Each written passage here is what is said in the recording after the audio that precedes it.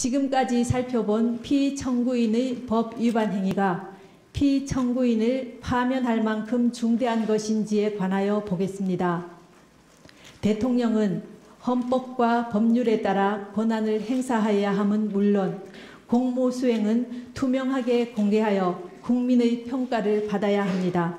그런데 피청구인은 최서원의 국정 개입 사실을 철저히 숨겼고 그에 관한 의혹이 제기될 때마다 이를 부인하며 오히려 의혹 제기를 비난하였습니다.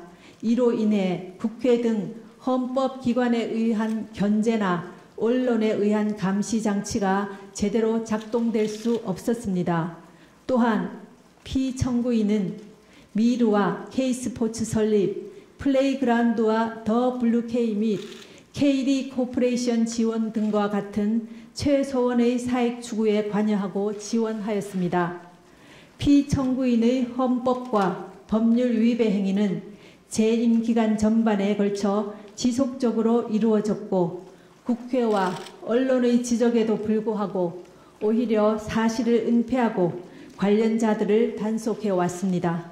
그 결과 피청구인의 지시에 따른 안종범, 김종, 정호성 등이 부패 범죄 혐의로 구속 기소되는 중대한 사태에 이르렀습니다. 이러한 피청구인의 위헌 위법 행위는 대의민주주의 원리와 법치주의 정신을 훼손한 것입니다.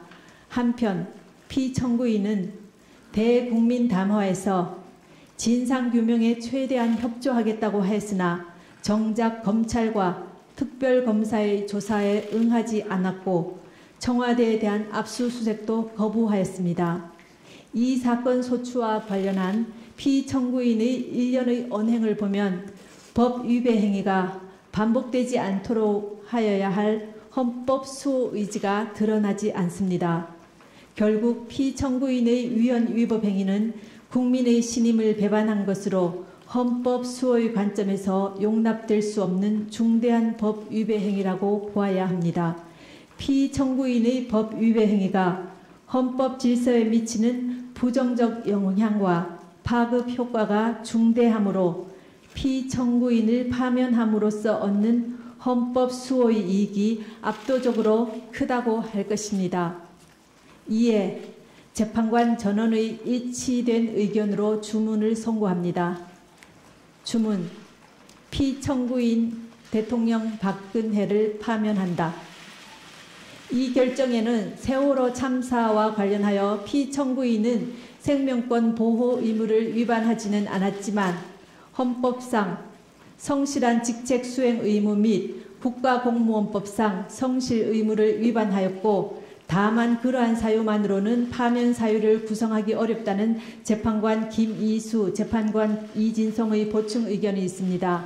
또한 이 사건 탄핵 심판은 보수와 진보라는 이념의 문제가 아니라 헌법 질서를 수호하는 문제로서 정치적 패습을 청산하기 위하여 파면 결정을 할 수밖에 없다는 재판관 안창호의 보충 의견이 있습니다.